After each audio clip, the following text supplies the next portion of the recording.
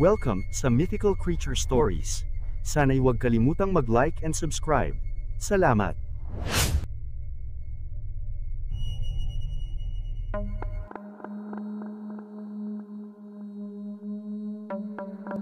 Hindi mo na kailangan pang sabihin ang bagay na yan, binata. Alam ko ang iyong pagparito. Nabanggit ka na sa akin ni Pedro at matagal ka na naming hinihintay. Sumunod ka sa akin at dadaling kita sa kinaroroonan niya. Tugon naman ng Reyna sa binatang antingero. Magkasama silang tatlong naglakad patungo sa pinakatuktok na bahagi ng palasyo. Nakaratay si Pedro sa silid mismo ng Reyna. Habang binabagtas nila ang matayog na hagdan, ay napapailing siya sa makintab na pader na puno ng hiyas. Ngunit malapit nang maabot ng tuyong baging na unti-unting tumatagos sa matibay na dingding.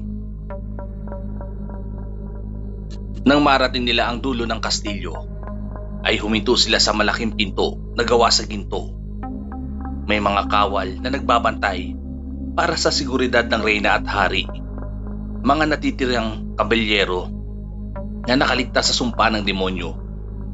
Binuksan ng mga bantay ang malapad na pinto at agad na gumuhit sa paningin ni Jolino ang katawan ng isang tao na malapit ng mabulok. Halos hindi niya makilala si Pedro. Ang buong katawan nito ay kinain na ng mga maiitim na sugat, kumikislot at pinamamahayan ng mga uod at insekto. Tagos hanggang buto ang pagkakabulok nito. Animoy parang naagnas na bangkay. Gayunman, kahit nasa ganong kalagayan ang Hari, ay humihinga pa rin ito. Pilit nilalabanan ang kamatayan dulot ng sumpa. Agwasan mo ang Hari. Unti-unti nang nabubulok ang kanyang katawan. Ngunit sa kalagayan niya ngayon ay hindi pa rin siya sumusuko. Pilit niyang nilalabanan ng sakit. Kahit ang mga makapangyarihang babaylan na tumingin sa kanya ay walang nagawa. Pagilingin siya. Napakatatag ng kanyang katawan. Pilit pa rin niyang nilalabanan ang kamatayan. Magagawa mo ba siyang pagalingin? Saad ng matandang propeta kay Jolino. Umaasa ko sa iyo, binata, na mapapagaling mo ang Hari. Malaki ang tiwala sa iyo ni Pedro. Kaya huwag mo sana siyang liliguin. Nasa mga kamay mo ngayon ang buhay niya. Ikaw ang bagong tagapagligtas ng San Sinuko. Ang daigdig namin at ang mundo niyo ay nanganganib. Oras na mapagaling mo ang Hari. Magsasanib pwersa tayo na gapiin ang kasamaan. Nasa panganib ngayon ang buhay ng mga tao sa kamay ng dalawang halimaw. Kailangan natin silang uksain bago nila maubos ang sangkatauhan. Ako mismo ang kikitil sa buhay nila, Lilia at Mahalia. Hinding-hindi ko sila mapapatawad. Maotoridad na wika ng Reyna. Huwag kayong mag-alala, mahal na Reyna. Gagawin ko ang lahat. Gumaling lang ang Hari. Naihanda ko na ang dapat kong gawin bago ako pumunta rito. Hawak ko ngayon ang mabisang mga sangkap sa paggawa ng lunas sa lumalaganap na sakit mula sa sumpa ng demonyo. Piling-pili ang mga halamang gamot na ito na matatagpuan lamang sa lambak ng mga lambana. Maraming salamat. Naniniwala ako sa iyo na isa kang mahusay na manggagamot. Ikaw na ang bahala sa kanya. Alam ko na malaki ang tiwala sa iyo ni Pedro. Hindi niya ipagkakatiwala sa iyo ang panalapon niya kung hindi siya naniniwala sa kakayahan mo. Alam mo ba na ang punyal na yan ang isa sa pinakamalakas na sandata sa aming daigdig? Taglay nito ang diwa ng aking mga magulang. Hindi makapaniwala si Jolino nang purihin siya ng reyna. Kahit na wala pa naman siyang napapatunayan sa sarili. Bago niya sinimulan ang paggawa ng gamot, gamit ang iba't ibang uri ng sagradong halaman, ay isang bagay ang kanyang isiniwalat na makakatulong upang mabawasan ang paglaganap ng nakakamatay na sakit. Ipinabatid niya kina Binibining Luwalhati at Tandang Maya ang isa sa mga dahilan kung bakit mabilis lumaganap ang epidemya. Hindi lang ito basta sumpa ng demonyo, bagkus isang nakakalasong kemikal mula sa itim na bulaklak na tinatangay ng hangin. Hindi nila lubos maunawa ng ibig ipahiwatig ng binatang antingero. Naguguluhan sila kung anong uri ba ng bulaklak ang pinagmumula ng sakit. Ang pagkakaalam kasi nila ay wala nang nabubuhay pang mga halaman mula nung sumiklab ang tagtuyot, maliban na lamang sa mga gumagapang na baging na halos kumalat na sa labas ng kaharian at yunti-yunting sinasakop ang loob ng kastilyo. Dahan-dahan niyang ipiniliwanag kina Binibining Luwalhati at Tandang Maya na hindi lang basta ordinaryong mga baging ang mga ito. Mistulang patay kung tignan, ngunit dito nagmumula ang kamandag na gawa ng demonyo. May sariling katawan at puso ang pinanggagalingan ng mga tuyong baging na matatagpuan sa ilalim ng kastilyo. Doon makikita ang higanteng itim na bulaklak na nagpapakawala ng lason na dumadali sa bawat ugat na sumisingaw sa mga tuyong baging. Sumasabog ito at kumakalat sa hangin, kaya habang hindi pa nasasakop ang buong palasyo, ay kailangan ng tabasin ang pinakapusod nito. Hindi lubos makapaniwala ang matandang propeta sa mga inilahad ng binata. Wala silang kaalam-alam tungkol sa bagay na yun. Pati ang mga babaylan ay hindi man lang nahulaan ang pinanggagalingan ng epidemya. Nagpapatunay lang ito na mas higit na malawak ang karunungan ng taglay ni Jolino. Bihira lang sa isang mortal ang magkaroon ng kaalaman pagdating sa mahika ng pagpapagaling.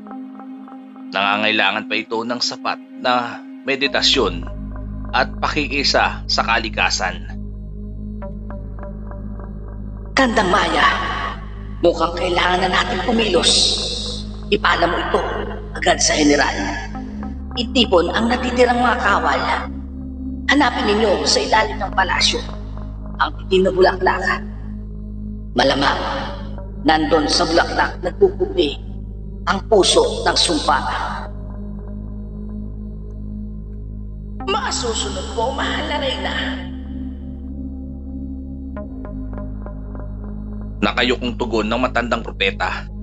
Nagmamadali itong lumabas ng silid. Nang makaalis si Tandang Maya, ay nakiusap naman ng Reyna kay Jolino. Nahihiramin muna nito ang banal na punyal ng kanyang asawa. Malaki ang maitutulong nito upang lalong mapabilis ang pagpuksa sa pinagmumula ng kapangyarihan ng demonyo. Isinuot na muna nito ang gintong kalasag bago lisanin ang silid. Samantala, nagsimula ng magasik na lagim ang mga bangkay na muling nabuhay na nasa ilalim ng kapangyarihan ni Lilia. Ang kanilang pagtangis ay sumasabay sa malakas na pagbuhos ng ulan. Ang malamig na gabi ay may dalang panganib sa sangkatauhan.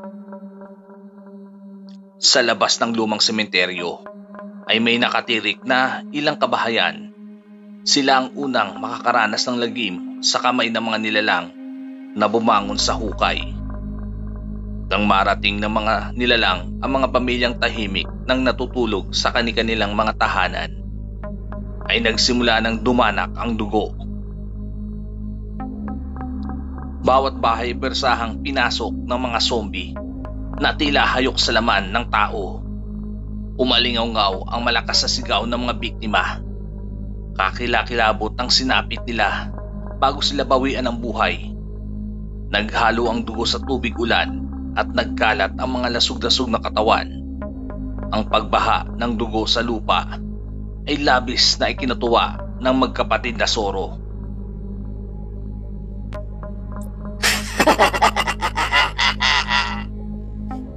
Sige, mga lagad ko.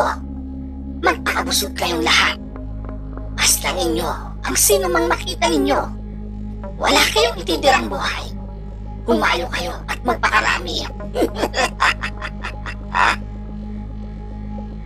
Makalipas lamang ang ilang minuto, ay isa-isang bumangon ang mga nasawi sa kamay ng mga zombie. Nagkaroon sila ng panibagong buhay.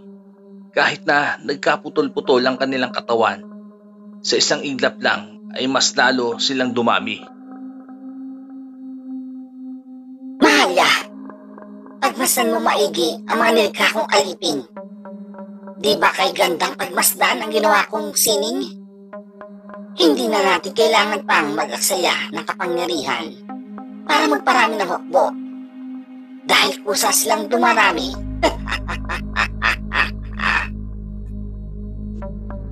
Dagdag pa ni Lilia sa kanyang kapatid. Maaaring sapat na ang bilang nila upang paslangin ang mga nilalang sa mundong ito. Ngunit kulang pa ang kanilang lakas. Tulad ng sabi ko, may mga nilalang sa mundong ito na nagtataglay ng pambihirang lakas. Isa na nga rito si Romano. Kaya huwag tayong masyadong makampante. Kailangan pa rin natin mag-ingat sa bawat pagkilos. Kung iniisip mo na si Romano ang matindi nating kalaban, bakit hindi natin siyang gawing kahanib? Alam mo na ang ibig kong sabihin. Manipulahin mo siya, Mahalya. Gawin mo siyang alipin na sunod-sunuran sa mga utos mo. Oras na nasa panig na natin si Romano. Madali na lang nating masasakop ang buong mundo. Ang mahihina ay mamamatay at ang malalakas ay mabubuhay sa ilalim ng ating pamumuno.